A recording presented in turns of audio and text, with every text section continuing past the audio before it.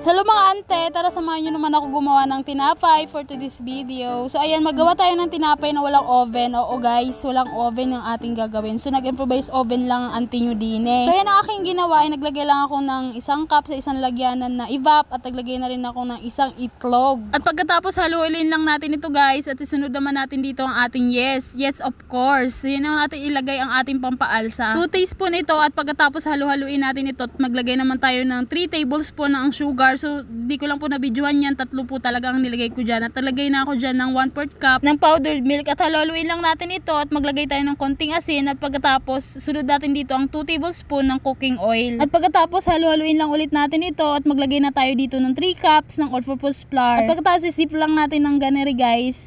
Para mawala yung buo-buo niyan. At pagkatapos niyan, haluin lang natin ng ganere na mag-combine na yung ating with ingredients sa dye ingredients natin. At pag ganyan na ang kanyang texture, pwede na natin tumasahin. At siguraduhin lang natin na malinis ang ating kamay habang gahawak tayo ng ating ginagawang pagkain. So ayan ang ginawa ko, naglagay lang ako ng cling wrap sa ilalim para malinis naman yung ating pagmamasahan ng ating gagawing tinapay. So ganyan lang po ang ginawa. So hindi po ako expert sa paggagawa ng tinapay. First time ko lang din po yan ginawa guys. Kuya, kung meron po kayong nakita dyan na mali sa aking ginawa, so pagpasensyahan nyo na po. So pagkatapos niyan, dinaras ko lang siya ng 1 hour at pagkatapos ng 1 hour ganyan na siya. Tinanggalan ko lang ng hangin sa ibabaw at pagkatapos nilipat ko na ulit siya doon sa aking pinagmasahan kanina at pinlatin ko lang siya ng ganire mga mare. Itong aking paggagawa ng tinapay guys, wala tong eksaktong measurement o gaano kalaki ang aking ginawang tinapay bawat isa. Ito ay tansya-tansya lang kung ano lang po yung nagawa kong hiwa. So ganun lang po aking ginawa. So nagkagawa po ako dyan sa 3 cups ko na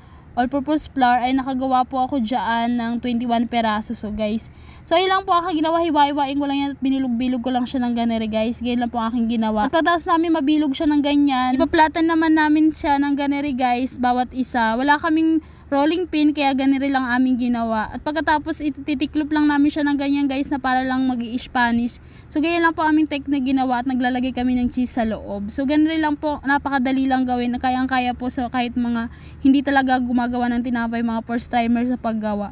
At pagkatapos yan guys, nakagawa tayo ng 21 peraso, ay i-rest ko na siya guys ng 20 to 30 minutes natin siya i-rest bago natin siya ilagay sa ating na preheat na improvised oven. So naglagay lang ako dyan, nagpahid lang ako ng itlog sa bawat isa ng ating tinapay. So ayan guys, maglagay kayo ng mantika dyan sa pinaka panyo sa inyong pagpapatungan yan dahil hindi ako naglagay so dumikit siya. So ayan ang aking improvised oven, nilagay ko na dyan, pinreheat ko muna yan guys, syempre may pa-preheat yan para maganda yung kalalabasan ng ating tinapay. Nasa luhit lang ang ating apoy dyan guys at i-bake natin to sa improvised oven natin ng 20 minutes. So tsaran, ayan na siya guys. Ang ganda ng pag-aalsa ng aking tinapay. So ayan na guys, nahirapan ako dyan tanggalin yung aking binake kasi nga hindi ko siya nilagyan ng mantika. So ayan, hanggat mainit pa siya guys, lagyan na natin agad ito ng margarine. So lagyan natin ng margarine at pagkatapos i-dip natin to dun sa ginawa kong asukal na may powdered milk. So ayan po ang ating pinaka-coat niya sa ibabaw. At pagkatapos gumawa muna ako dito ng 3 peraso neto at pagkatapos sinalang ko yung iba ko pang mga tinapay na nandyan. So ayan, napakalambot niya, napaka-smooth ng pagkakagawa niya guys. Hindi ko akalain na sa first time kong gumawa ng tinapay ganyan na agad yung labasan niya at wala pa tayong oven. Take note ha, at improvised oven lang tayo. So ang sarap niya guys, pwede nyo i-try. So yun lang guys, salamat sa panonood, bye bye.